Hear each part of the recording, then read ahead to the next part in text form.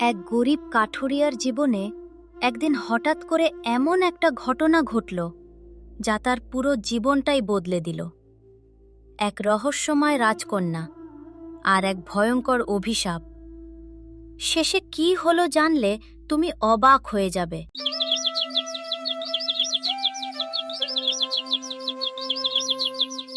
এক ছোট্ট নিরিবিলি গ্রামের এক কোণে বাস করত এক গরিব কাঠুরিয়া, রামু, আর তার স্ত্রী গৌরী।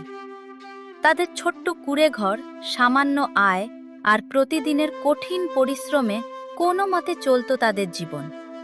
কিন্তু এই অভাবের মধ্যেও তাদের সবচেয়ে বড় দুঃখ ছিল তাদের কোনো সন্তান ছিল না। এই একটাই অভাব যেন তাদের সমস্ত সুখ কেড়ে নিয়েছিল। রামু, তুমি বলো তো, আমি কি এতই পাপ করেছি যে ভগবান আমাকে এই শাস্তি দিচ্ছেন? প্রতিদিন যখন পাশের বাড়ির বাচ্চাদের খেলতে দেখি, তাদের মা বলে ডাক শুনি, তখন আমার বুকটা ফেটে যায়। আমার কোলটা যেন চিরকাল খালি রয়ে গেছে। আমি কত মানত করেছি, কত প্রার্থনা করেছি, কিন্তু ভগবান যেন আমার দিকে তাকিয়েও দেখছেন না। আমি আর পারছি না এই দুঃখ সহ্য করতে। আমি আর পারছি না। গৌরী, তুমি নিজেকে এভাবে কষ্ট দিও না। আমরা গরিব হতে পারি, আমাদের কাছে অনেক কিছু নাও থাকতে পারে, কিন্তু আমাদের ভালোবাসা তো কম নয়। আমি জানি তোমার কষ্টটা কতটা গভীর, আমি প্রতিদিন সেটা অনুভব করি। কিন্তু বিশ্বাস রাখো, ভগবান কখনো কাউকে একেবারে খালি হাতে রাখেন না। হয়তো তিনি আমাদের জন্য কিছু বিশেষ রেখেছেন। একদিন না একদিন আমাদের এই দুঃখেরও শেষ হবে। তুমি শুধু ভেঙে পড়ো না।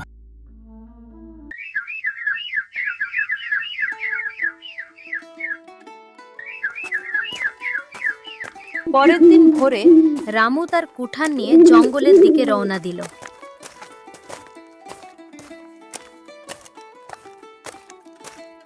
জঙ্গলের গভীরে ঢুকে যখন সে কাঠ কাটতে শুরু করেছে, ঠিক তখনই হঠাৎ করে সে এক অদ্ভুত শব্দ শুনতে পেল। একটা অসহায় কাঁপা কাঁপা কণ্ঠ, আমাকে বাঁচাও! বাঁচাও, কেউ আছো, আমাকে বাঁচাও। এই শব্দটা কোথা থেকে আসছে? এই ঘন জঙ্গলের মধ্যে কে এমন বিপদে পড়েছে? না, আমি চুপ করে থাকতে পারি না। যাই হোক, তাকে সাহায্য করতেই হবে, কারণ বিপদে কাউকে ফেলে রাখা পাপ। রামু শব্দের দিকে দৌড়ে গেল, আর সেখানে গিয়ে সে যা দেখল তা দেখে সে একেবারে অবাক হয়ে গেল। দয়া করে আমাকে সাহায্য করুন। আমি অনেকক্ষণ ধরে এই গাছের নিচে আটকে আছি। আমার শরীরে আর শক্তি নেই। আমি চিৎকার করতে করতে ক্লান্ত হয়ে গেছি। আমি ভেবেছিলাম হয়তো কেউ আর আমাকে বাঁচাতে আসবে না। আপনি না এলে হয়তো আমি আজ এখানেই শেষ হয়ে যেতাম। ভয় পেও না মা, আমি এসে গেছি। তোমার কিছু হবে না। আমি তোমাকে এখনই মুক্ত করছি। মানুষ মানুষের জন্য, এই কথাটা আমি সবসময় মানি। তুমি নিশ্চিন্ত থাকো, যতক্ষণ আমি আছি তোমার কোনো ক্ষতি হবে না। তুমি কে মা? তোমার চেহারা, তোমার পোশাক, সবকিছুই বলছে তুমি কোনো সাধারণ মেয়ে নও। এই জঙ্গলের মধ্যে তুমি একা কিভাবে এলে? তোমার পরিবারের লোকজন কোথায়? আমি সত্যিই সাধারণ কেউ নই। আমি এক রাজ্যের রাজকন্যা, কিন্তু আমার সেই রাজ্য এখন আর নেই। সব শেষ হয়ে গেছে। এক ভয়ঙ্কর তান্ত্রিক আমাদের রাজ্যে আক্রমণ করেছিল। সে তার কালো জাদু দিয়ে সব ধ্বংস করে দিয়েছে। আমার পরিবার, আমার প্রাসাদ, সব কিছু। আমি কোনোভাবে প্রাণ বাঁচিয়ে পালিয়ে এসেছি, কিন্তু পালানোর সময় আমি আমার সব জাদুশক্তি হারিয়ে ফেলেছি। এখন আমি একেবারে অসহায়। তোমার কথা শুনে আমার বুকটা কেঁপে উঠছে। এত ছোট বয়সে তুমি এত বড় কষ্ট সহ্য করেছো। চলো, তুমি আমার সাথে বাড়ি চলো। আমার স্ত্রী আছে, সে তোমাকে নিজের মেয়ের মতোই ভালোবাসবে। তুমি আর একা নও। এখন থেকে আমরা তোমার পরিবার।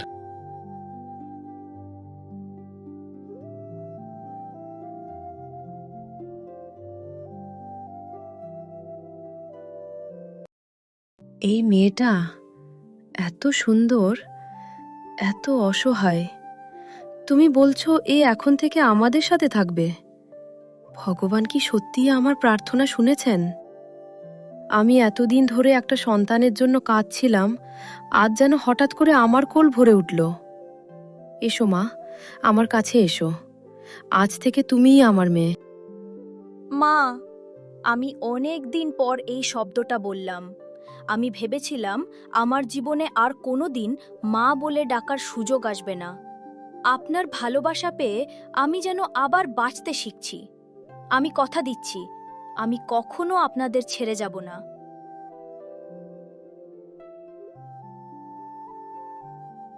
কিন্তু তাদের এই সুখ বেশি দিন টিকল না। একদিন সন্ধ্যায় হঠাৎ করে চারপাশে অন্ধকার নেমে এলো, আর এক ভয়ঙ্কর কণ্ঠ ভেসে এলো। আমি জানি তুমি এখানেই আছো রাজকন্যা। তুমি যতই পালাও আমার হাত থেকে বাঁচতে পারবে না। তোমার সেই বিশেষ শক্তি আমার দরকার। আজ আমি তোমাকে নিয়ে যাব, আর কেউ আমাকে থামাতে পারবে না। এই পৃথিবীতে আমার শক্তির সামনে কেউ দাঁড়াতে পারবে না। শুনে রাখো, তুমি যেই হও না কেন, এই মেয়েটা এখন আমার মেয়ে। আমি তাকে কোনো অবস্থাতেই তোমার হাতে তুলে দেব না। আমার প্রাণ থাকতে আমি কাউকে আমার পরিবারের ক্ষতি করতে দেব না। না বাবা, এবার আমাকে থামতে দিও না। আমি এতদিন ভয় পেয়ে পালিয়ে বেরিয়েছি, কিন্তু আজ আমি আর ভয় পাবো না। আজ আমি আমার সমস্ত শক্তি দিয়ে এই দুষ্টতান্ত্রিকে শেষ করে দেব। যদি এর জন্য আমাকে কোনো বড় মূল্যও দিতে হয়, তবুও আমি প্রস্তুত। হঠাৎ তান্ত্রিক আকাশের দিকে হাত তুলে ভয়ঙ্কর কালো আগুন ছুড়ে দিল। সেই আগুন সোজা রাজকন্যার দিকে ধেয়ে এলো। কিন্তু ঠিক সেই মুহূর্তে রাজকন্যা নিজের শক্তি জাগিয়ে তুলল। তার সোনালি আলো আর তান্ত্রিকের কালো আগুন একে অপরের সাথে সংঘর্ষে লিপ্ত হল। শেষে এক বিশাল আলোর বিস্ফোরণে সব অন্ধকার ভেঙে চুরমার হয়ে গেল। তান্ত্রিক সেই আলোর সামনে আর টিকতে পারল না। ধীরে ধীরে সে অদৃশ্য হয়ে গেল চিরতরে।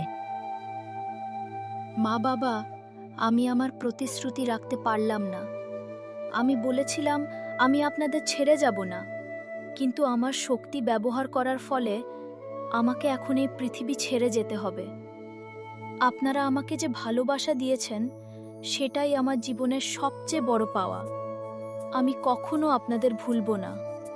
আমি চলে যাওয়ার আগে আপনাদের একটা উপহার দিয়ে যাচ্ছি। আপনাদের জীবনের সব দুঃখ আজ শেষ হোক।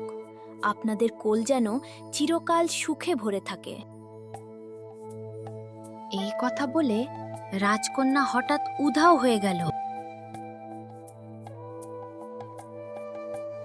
কিছুদিন পর গৌরীর কোল ভরে উঠল এক ছোট্ট শিশুর হাসিতে। রামু, দেখো আমাদের সন্তান। আজ আমি সত্যিই মা হলাম। ভালোবাসা, ত্যাগ আর বিশ্বাস, এই তিনটাই পারে এক অসম্পূর্ণ জীবনকে পূর্ণ করে দিতে।